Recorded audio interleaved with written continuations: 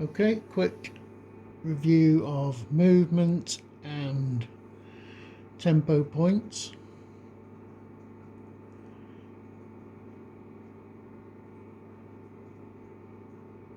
Okay,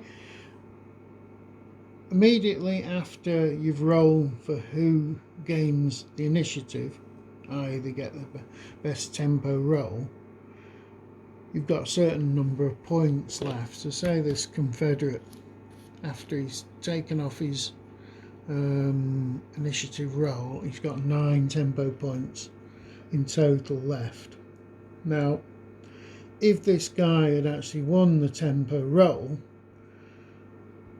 the amount of points you need to actually do things is less. For example, if I wanted to move this unit here, what I could do is I could issue 1 tempo point to that officer, and then I would be able to move 2 base widths, which is 6 centimeters.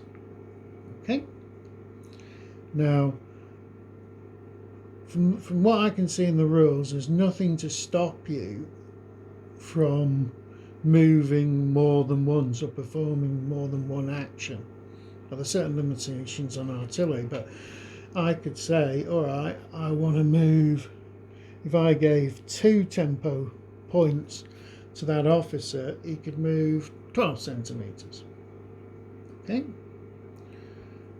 Thing to remember is, if you've lost the tempo, things cost more. So it actually costs 2 to move, 2 tempo points to make a single move. So in this case, if I'd lost the tempo roll, I could move 6 centimeters for a cost of 2 tempo points.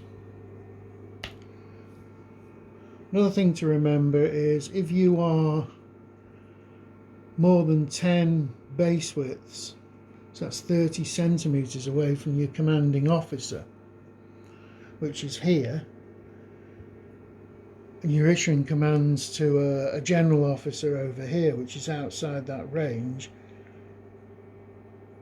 the number of tempo points received is halved.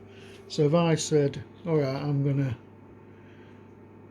gonna send 8 tempo points from here to this guy here, when they arrive, there'd only be 4.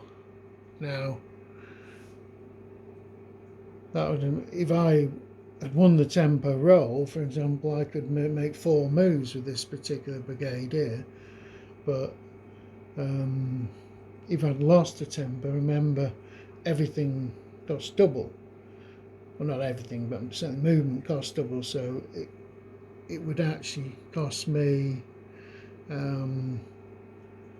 4 points to move 6 centimeters. Sorry, to move 12 centimeters. Other things to remember: movement is affected by the weather, and it's also affected by terrain. So obstacles like hedges and things, if you have to go clamber over those, or sort of move through cornfields like these, or move over through forested areas, they all affect the amount of movement you can actually make.